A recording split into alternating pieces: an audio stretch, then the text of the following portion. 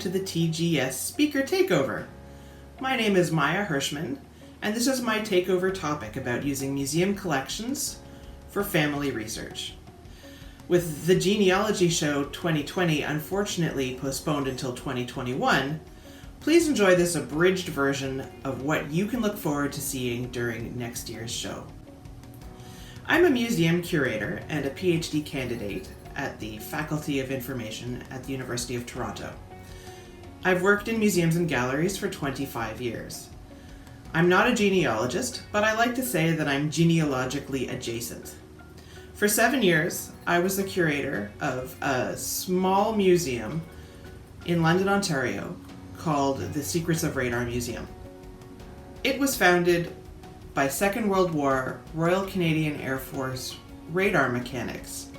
These veterans, thousands of them, were sworn to secrecy for 50 years under the Official Secrets Act. They were forbidden from speaking about their experiences until 1991. They gathered their own histories, collected and shared them at reunions. They wrote memoirs and autobiographies, and the Secrets of Radar Museum, which opened in 2003, was the final repository for many of their stories, experiences, and artifacts. As its curator, I met many family members who arrived with questions about what their relatives did during the war, many only just discovering the radar connection after the relative had passed away. The museum maintains a small library and archive that contains a variety of sources and which has, on many occasions, enabled me to cross-reference names and locations, often with enough detail to provide reliable information about veterans' postings, units, squadrons, and the types of radar they worked on. Owing to the secrecy around the radar program, these are details typically omitted from skeletal service records, but these are the details their family members usually seek. I've found that while many genealogists are frequent visitors to libraries and archives, they often ignore another potentially fruitful source for family information.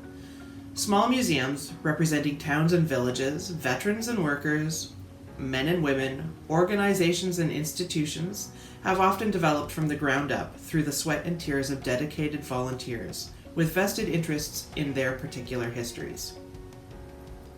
They fill gaps in local and community histories that are often outside the scope of the encyclopedic collections of larger museums. Small museums reflect the priorities born of individual and collective needs, experiences, and memories. These museums frequently hold archival collections, even if they don't specifically maintain an archive. Often they contain unpublished or independently published memoirs and autobiographies, and many hold recorded and transcribed oral histories. I'm looking forward to sharing some of my archival experiences from the Secrets of Radar Museum, and I'll discuss how to make use of these collections and how you, as genealogists and history lovers, can help small museums actively preserve the archival collections they contain. Be sure to follow The Genealogy Show on all of our social media platforms to keep abreast of all of our latest news and updates. Thanks for watching, and I can't wait to see you at the Genealogy Show in 2021.